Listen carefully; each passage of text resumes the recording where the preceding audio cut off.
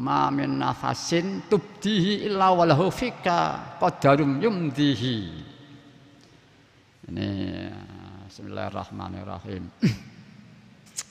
Tidak ada suatu nafas yang engkau keluar masukkan kecuali pada tiap keluar masuknya nafas itu ada satu qadar yang harus dilaksanakan. Ada soal yang dihadapi oleh engkau pada setiap nafas. Orang selalu menghadapi soal-soal dan pada setiap nafas itu harus melaksanakan soal-soal yang harus dilaksanakan. Mudahnya orang itu setiap detik, setiap nafasnya pasti dalam keadaan sehat atau keadaan tidak sehat, keadaan marat atau keadaan kaya, keadaan maksiat atau keadaan taat, keadaan sadar atau keadaan tidak sadar, keadaan dijajak oleh nafsu atau keadaan bebas daripada nafsu, keadaan Abdullah atau keadaan Abdun Nafsi. Itu senantiasa pasti setiap saat terjadi pada manusia. Lah di sini yang diharuskan ialah supaya orang senantiasa usaha zahiran wa batinan pada setiap nafas, setiap detik dari hidupnya itu supaya senantiasa fafiru ilallah wa rasulih sallallahu alaihi wasallam. Ketika orang sedang taat harus bilah di samping lillah, bilah, atau menyadari bahwa dia bisanya taat itu karena mendapat pertolongan, mendapat fadl dari Allah SWT. Dan harus syukurnya ya seperti tadi, menyadari bilah, tidak diaku sendiri ketika tidak diaku kemampuan sendiri.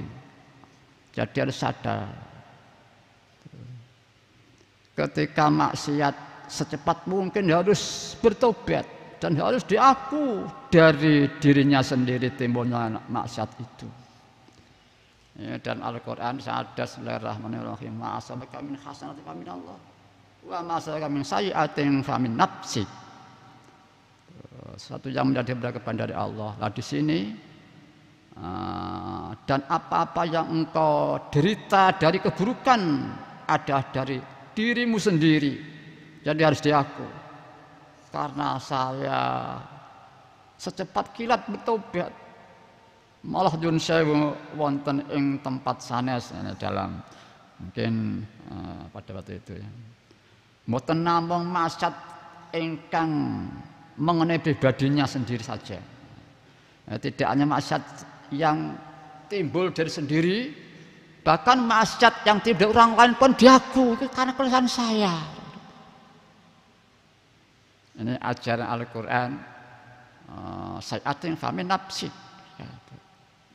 Maka dengan penerapan inilah kita diberi benar, kita beri selamat para hadirin. Akhlak ini belum membudaya di kalangan ada sebagian ahli tasawuf belum.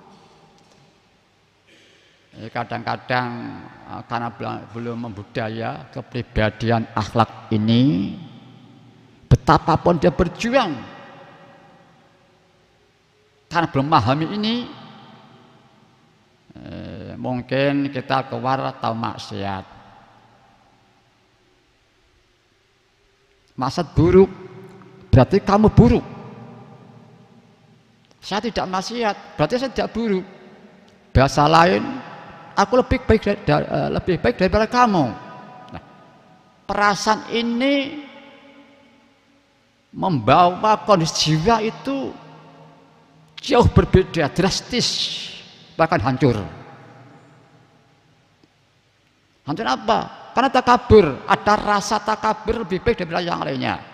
Maka banyak dulu para ahli tasawuf tidak berani keluar di kamar, di masjid, di gua saja. Keluar mungkin setelah keluar berbeda. Perjalanan hati ini kalau begini berat, peteng dan sebagainya.